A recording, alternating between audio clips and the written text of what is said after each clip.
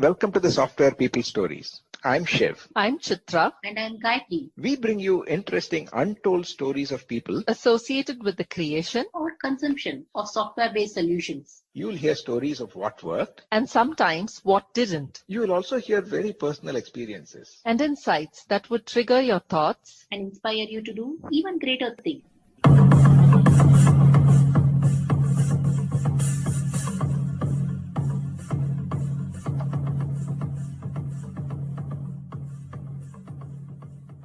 Today, I'm in conversation with Hendrik Esser, a senior transformation expert, coach, driver, and catalyst with more than 20 years of leadership experience at Ericsson. He is also internationally active in communities advancing business agility across industries. In this conversation, he talks about his understanding of software work as art and the importance of craftsmanship. And to become an artist, how you need to transcend what you've learned and move to express yourself creatively. We also talk about working in international teams, the impact of diversity in a team to generate breakthrough ideas, and what he derives from playing an active part in communities, and a lot more. Listen on. Welcome to the Software People Stories, Hendrik. It's a pleasure to be here. Nice to meet you. Thanks, same here. We usually start our conversations with the origin story of our guests. So if you can share how you got into IT, what is the interest and what you've been doing all these years, that could be a starting point for our conversation. Yeah, okay. Oh, wow. Where should I start? I could start when I was a kid. I don't know how much of history you want to have there. So, but one thing, looking back now, it's clear to me, I was always an engineer at heart, Already as a kid, I was loving to construct stuff. I was all the time playing with paper, gluing things together, creating stuff with Lego bricks and stuff like that. So somehow making something that other people can use and enjoy was always deep inside of me. So yeah, in the 80s, I discovered computers. A friend of mine, he got a computer as a gift from his father. And this was in the 80s, the interesting, cool thing. And him and me, he was my best friend. We spent, I don't know how many hours first playing computer games. Then we thought, oh, maybe we can program those games ourselves. So we created some computer games, and then I was lost into the world of computers. So then it was relatively straightforward. When I was finishing school, I was thinking, what do I study? And I was a bit torn apart between computer science and electrical engineering.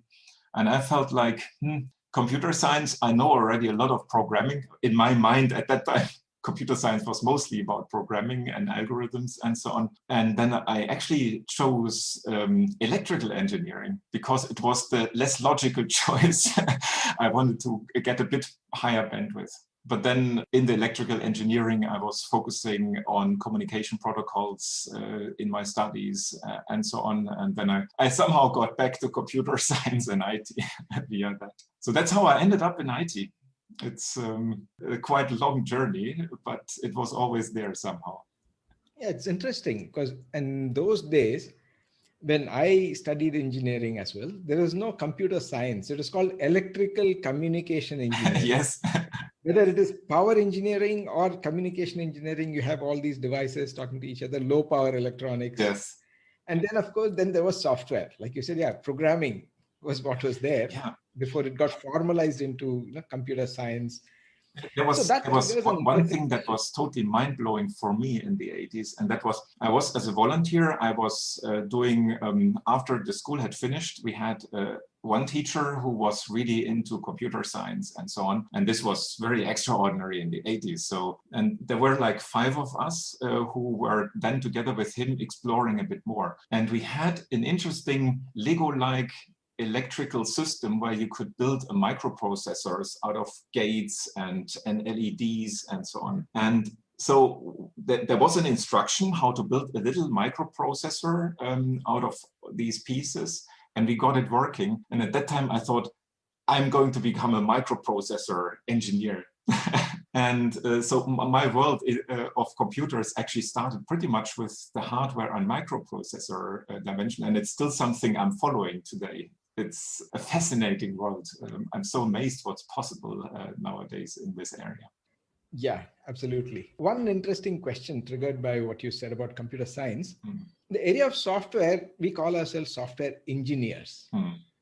in software engineering. Then there is computer science, and others say programming is an art, or it's craftsmanship. So what is your take on it? How have you perceived this, and how do you internalize this? Yeah, for me, okay. For me, in the end, it is an art. In the end, it's an art, like any craftsmanship thing. And why I think that, I mean, you need to have to master something. You need to have a talent, of course. You need to have a talent for these kind of things, and talent requires an interest and some core abilities to capture an area. But then you need to develop that talent into a mastery. And then you're maybe an engineer. When you're mastering the thing, you become an engineer and you can do a lot of things. But then there's one level more, and that's when you become an artist, when you're more or less transcending from everything you have learned, and you can create new stuff, and you're quite freely moving in your art, you could say.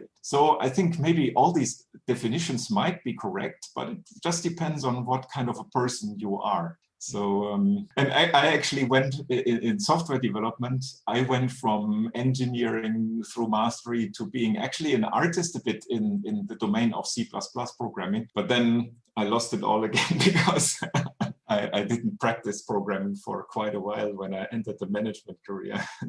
Yeah. So how has your career progression or transitions been? Yeah, as I said, I mean, for me, I became an engineer, or I went into the telco industry because my dream is to enrich the world, to make the world a better place, to fix things or to invent new things that delight people and make life better. So that's a bit like my deeper motivation. So I was totally fascinated by technology and the possibilities in technology. And then I come into Ericsson, this giant company in the telecommunication domain. And then another element became clear to me, and that is, we only achieve this through people.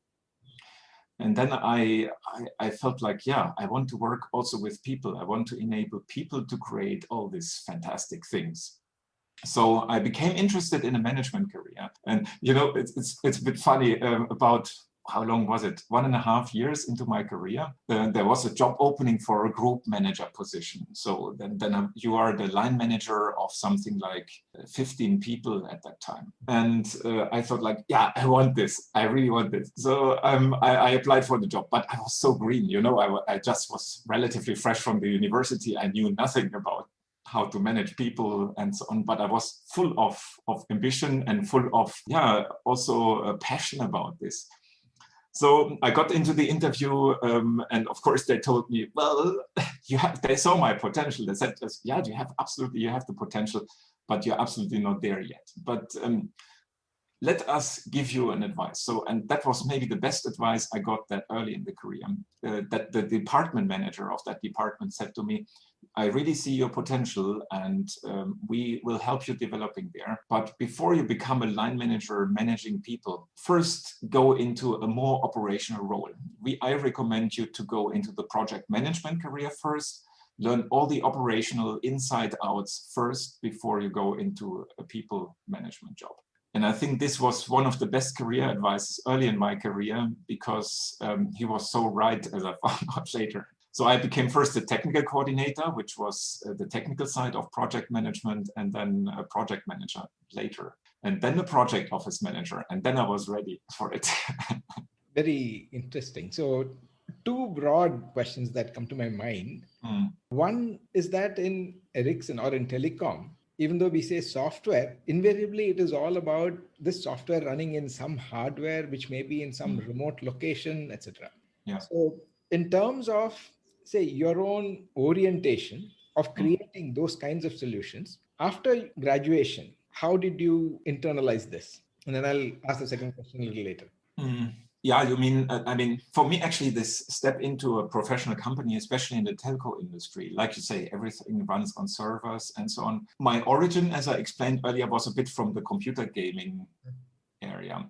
And computer gaming is a wonderful thing to learn software development on, because you program a little, you have a graphical output, a sound output, and so on, and you immediately you have your feedback. Yeah. And at the very early days, I did this in actually the programming language BASIC. which is horrible for many who, and I did horrible things at that time.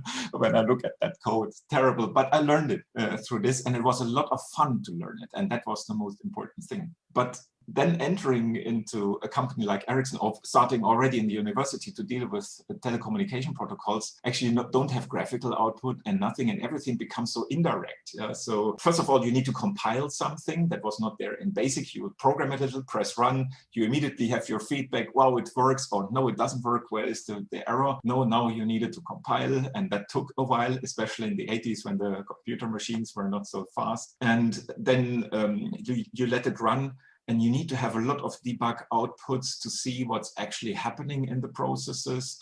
So you learn about the debug processes, you learn how to observe things a bit more indirectly and so on. And that was actually quite a shift for me to learn it this way. What keeps me going, at least, was always understanding what's the purpose of this piece of software. I mean, it's not like just some protocol signals going from one telecommunication node to another. That's what's actually happening. But it's more like the general idea, okay, what we are enabling now is, for example, I was for a while programming software in the handover procedure on mobile networks. So you go through your mobile from one cell, radio cell, to another cell, and you of course don't want to drop the phone conversation. So, and I was working on that software, and I was thinking like, yeah, that's the benefit of it. That's the users will enjoy that there is no interruption. They don't hear any disturbing noise and so on. So that kept me a bit going on this very indirect world of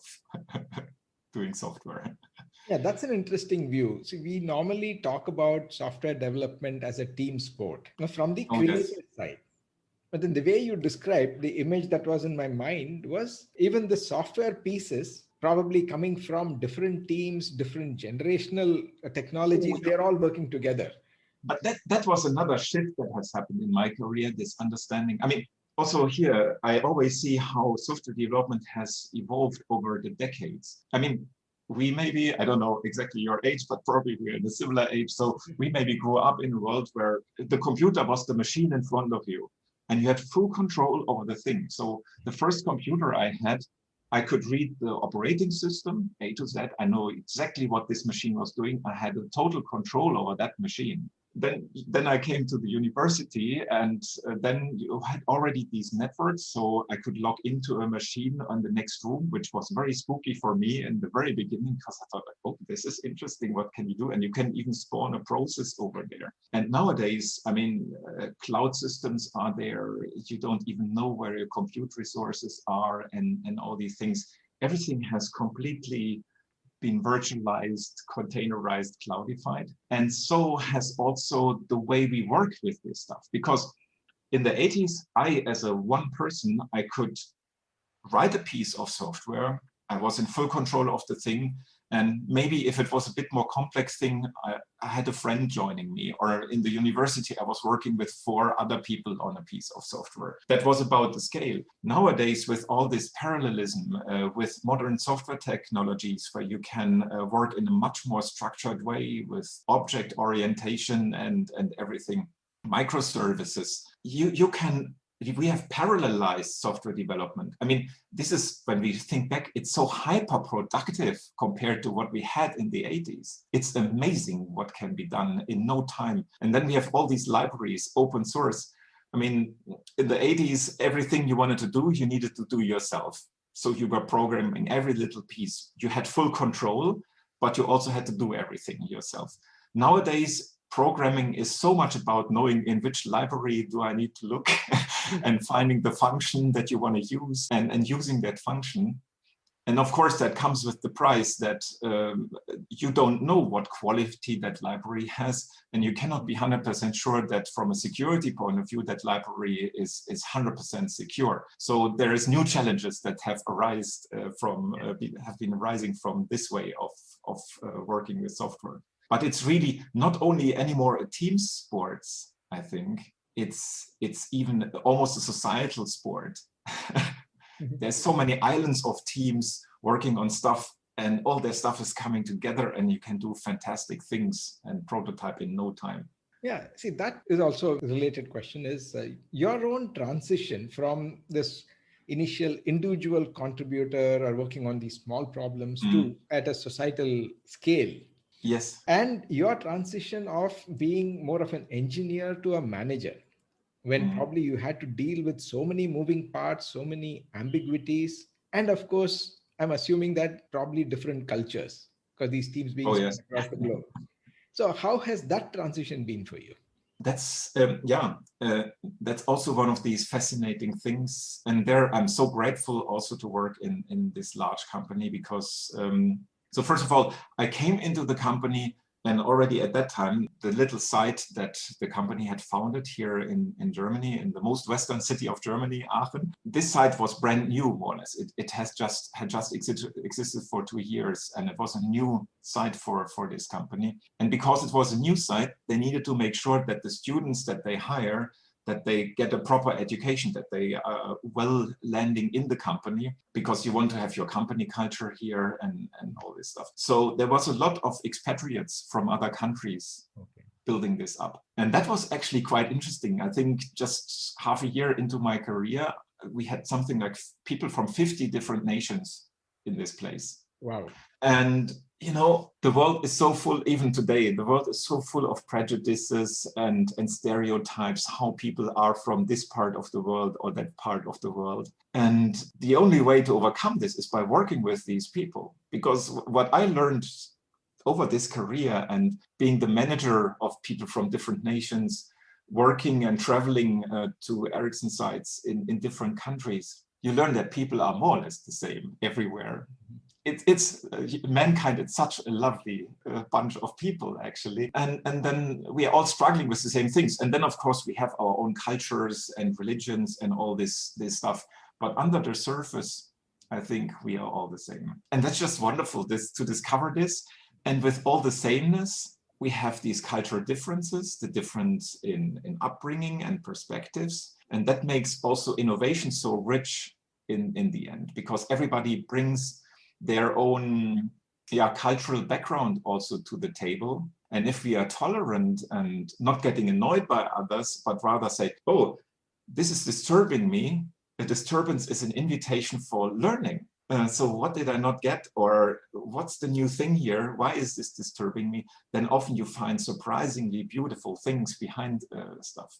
So this has been a bit also my journey to see different cultures, and to the more people I met from different countries, and the more I worked together with them, created things together with them, the more I saw the beauty of co-creation with people with very different backgrounds.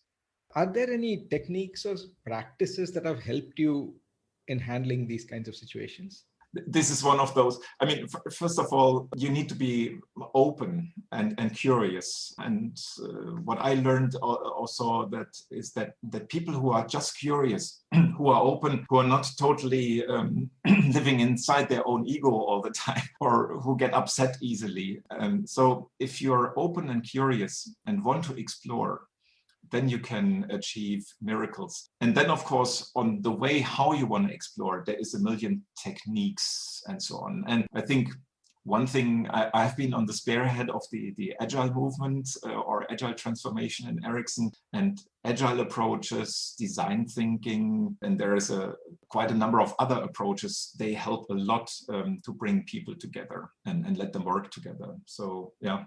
So do you have any stories of a wow moment, or maybe wow moments when you brought teams with diversity together? Yes. Let me think. There are a number of such situations. So one thing was, we were when was that? In the early 2000s, we had a really big problem because we were sitting on an old piece of hardware and software, and more we saw the limits of that hardware. So we needed to really make a shift to boost the capacity of our telecommunication nodes, the computing capacity. And at that time, there was more and more miniaturization. The computers, the CPUs became stronger, so there was a tendency there. The software technology became stronger in certain aspects, and we had a big debate about this. And then we said we need to find a way how to really overcome these capacity bottlenecks that we have in our system. And for that, you need to have a very free thinking.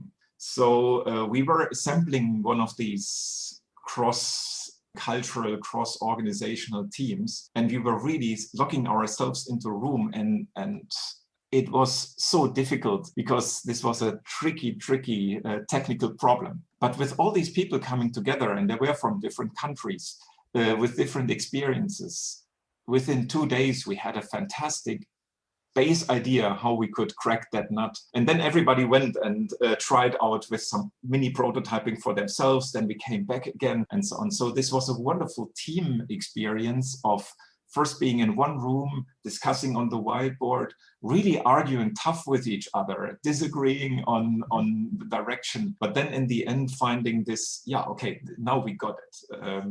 This was for the whole team a wonderful moment, I think. Yeah, that's very nice. So how have some of those practices changed because of this pandemic and the forced dispersal of teams? Oh, yeah. Well, I think the foundation is still there, but of course now everything is online. And I've been always a great fan of having sessions in a meeting room, ideally with whiteboards from the floor to the ceiling and movable furniture and so on. So we have a few of these rooms in the company, and workshops in these rooms have always been super enriching. So this, of course, was not possible anymore. So we went online, and of course we are using whiteboarding tools and virtual yellow sticky exercises and so on. And my experience is that you can go quite far with these tools as well, but there is maybe two things which are important. One thing is, when you do this with people that you knew before, it's much easier if there is already a trust base. And building a new team is a bit more difficult now during the online times. Although I would say slowly we are learning to do this faster, but in the beginning this was really tricky to be innovative with a new team. The other thing is, in these creation workshops, is a significant part of those were that we had actually breaks where we would go to the coffee machine and then we would stand by the coffee machine, and now our brains would relax because we are not in the room anymore. We are in a different context. We are relaxing a bit and we have a chat. And sometimes in the coffee corner, the interesting ideas came up because we were just relaxing. Or we would meet because we would have been flying into one place for a couple of days. In the evening, we would meet in a restaurant and we would have these kind of things don't exist anymore. And at the moment, I feel that creativity is not as good as it was before, but maybe it's just that I'm still biased towards the old world and maybe it's just changing. So I'm still puzzled about it, but this is one of the challenges I have been seeing. Yeah, in fact, I've heard this from many others also, that while you switch from one context to another, one meeting to another, one team to another, you are still sitting at home in the same place. This environment doesn't change. So it kind of imposes some probably mental blocks. So one thing which I try to do is, I mean, my table is not very organized at all, but even in the disorganization, it is a different disorganization every time. Every couple of days, you just take away things that are there and then put something else. Or at least when you look out the window or do something else, at least gives a slightly different feeling. Of being in a different environment. Yeah, I can fully relate to what you're saying. Yeah. Extending that, now, you are also very active in the community, the professional communities. One is, how have you gained from that? And two, with this, again, limited opportunity for face-to-face networking, how has that impacted? So first of all, I mean, this whole thing started for me around 2012, 2008. I was part of a leadership team of a 2,000 people organization that went into an agile transformation. In the beginning, we didn't call it even agile. Only on the journey we thought like, okay, agile. That's what we want. And I always say we were accidentally successful. we did a couple of things really right, and only later we understood why it was right what we were doing. And because I'm working for a large company, I was asked to maybe share these experiences at the conference. And then I spoke at the first conference and the second conference. I met a lot of interesting people, and that was an eye-opener for me. All of a sudden, networking started to happen. Before that, I was not so much into networking. I was always getting along with people, and getting to know new people was not a problem for me. But then on a conference where we have like-minded people coming together, it's a completely different thing. So I meet all these interesting people. I get invitations to more conferences. I get invitations to work groups and so on. And this was such an enormous boost of learning for myself, but also advancing things.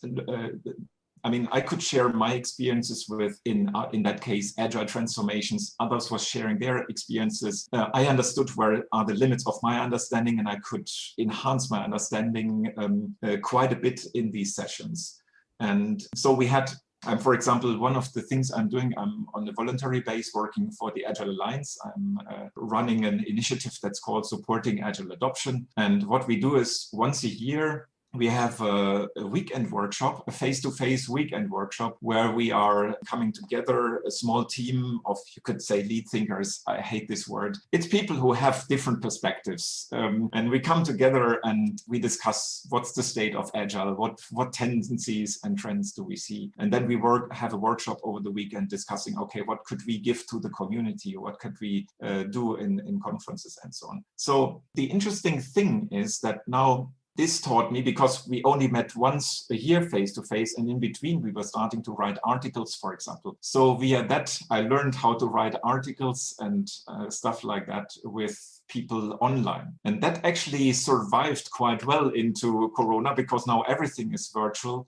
And we still keep going with writing articles. So that's also in a collaborative way. Yes. Yeah, I was just reading one of your recent posts on the Agile Alliance thing about budgeting and oh, yes.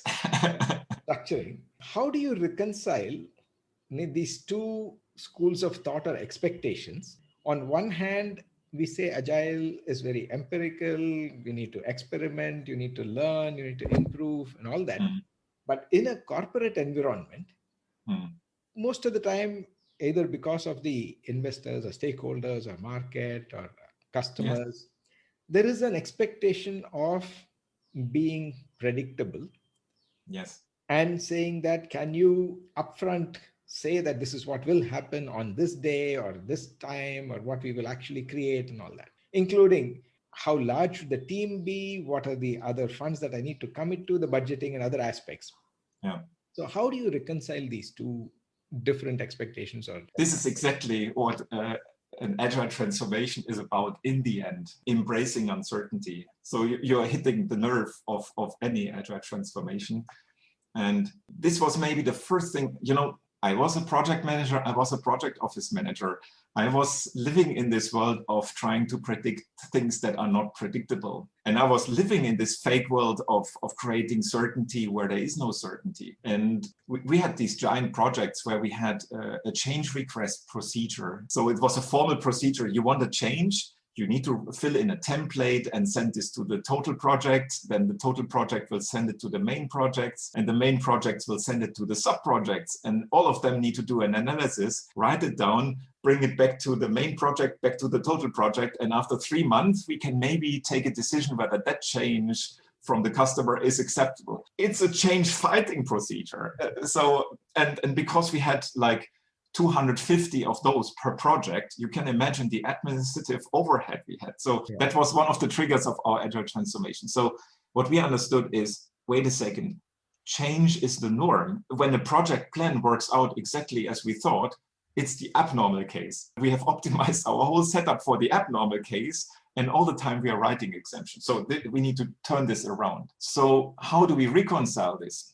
Yeah, well, we have customers who are asking, when can we have this feature? We don't get around that because our customers want to plan their budgets. They want to know when they can plan their part of the project and so on. And because of that, we need to predict. Now, how do you predict in an unpredictable world? And the answer is, and that took me actually quite a while to really embrace it. You know, you learn Agile and you all of a sudden say, Agile is the solution to everything.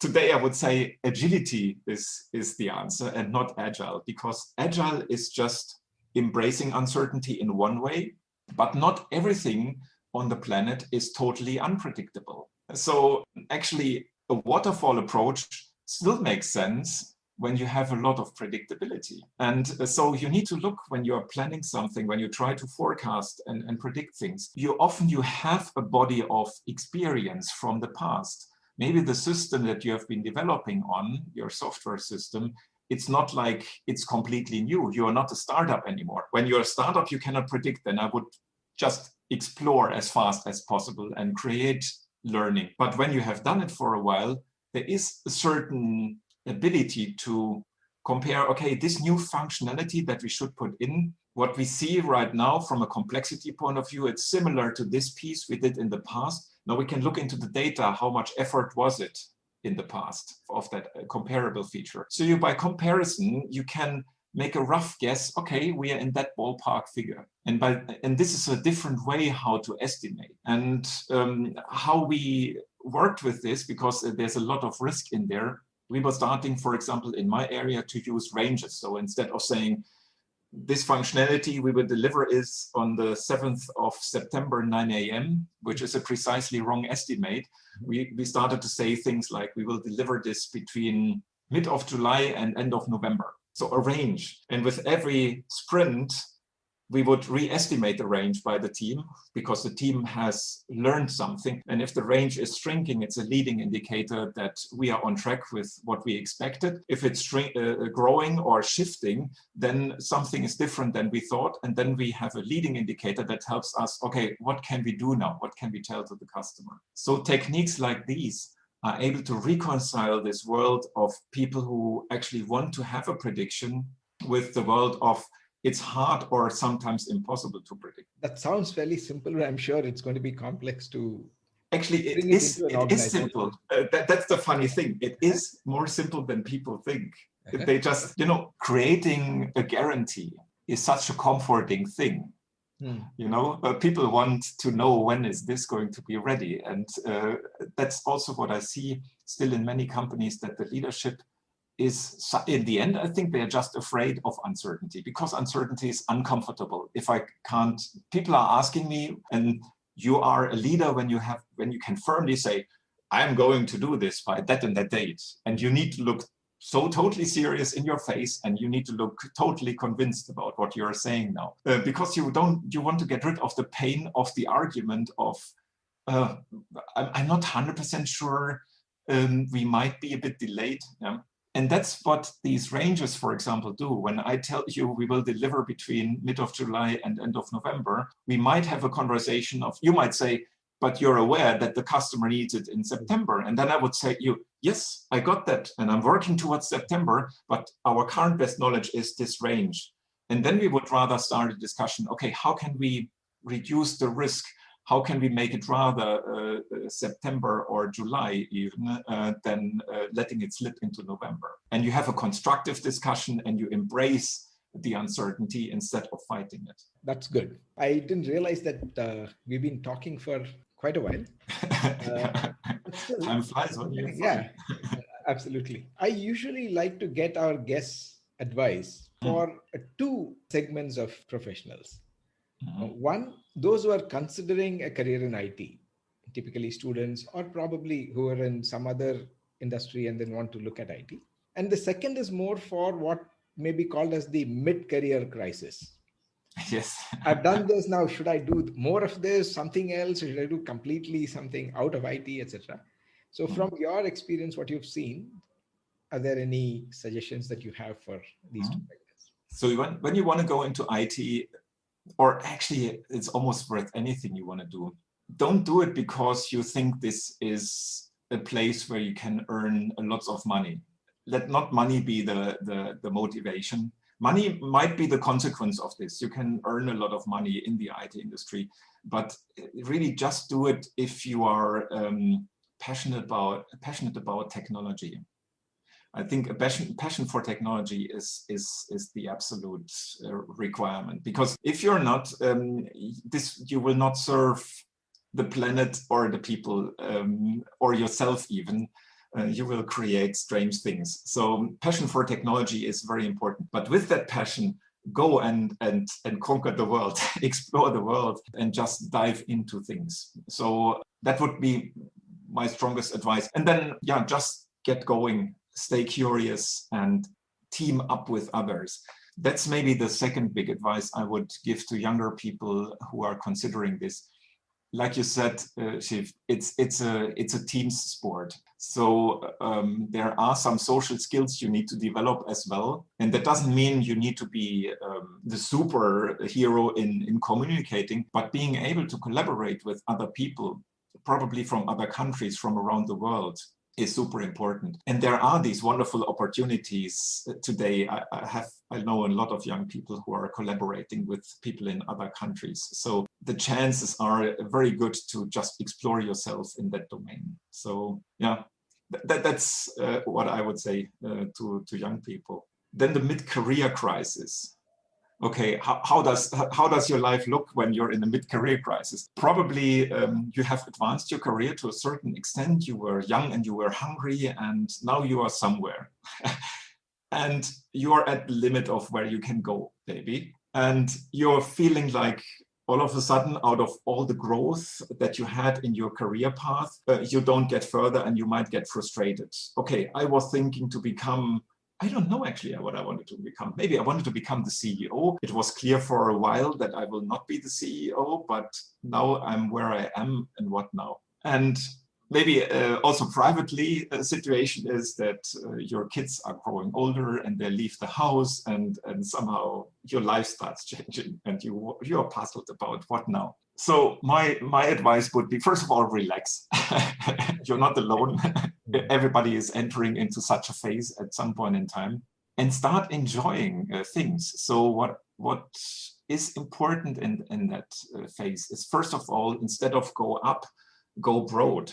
If you haven't started that already, go broader. In my case, for example, I was working for a long time in R&D, and now I'm more and more working with marketing and communications as well, and service delivery and other professions. I started to look into finance and so on. And I'm enjoying so much all the things I learned in R&D, the creative methods, the patterns and so on. And I can start seeing they can be also applied in adjacent areas. So I can see now, with all the experience I have gained, I can bring that experience to other domains.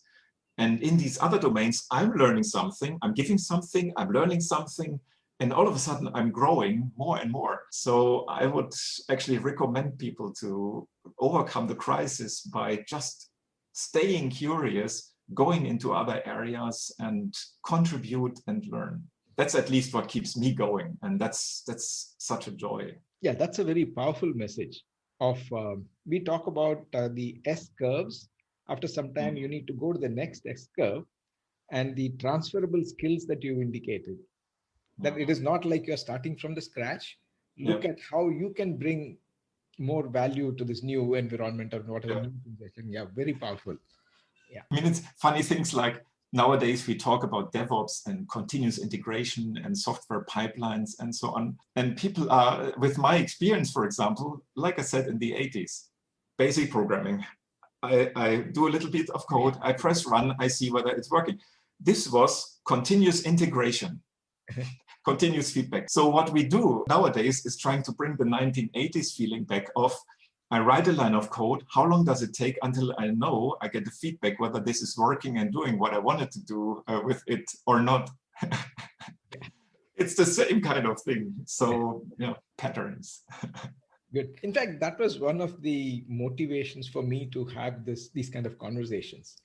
Because some of us have probably gone through some of these things in different technology environments, but you find that similar challenges are faced by people, maybe different set of technologies, so that sharing your experiences, I'm sure your experiences are going to trigger some thoughts for many of our listeners. So No. with that, thanks a lot, Hendrik, for making the time. That's all the time we have for this episode. Thanks a lot for sharing your perspectives. Hope that. Thank you so much for having me. It was a great pleasure to talk to you.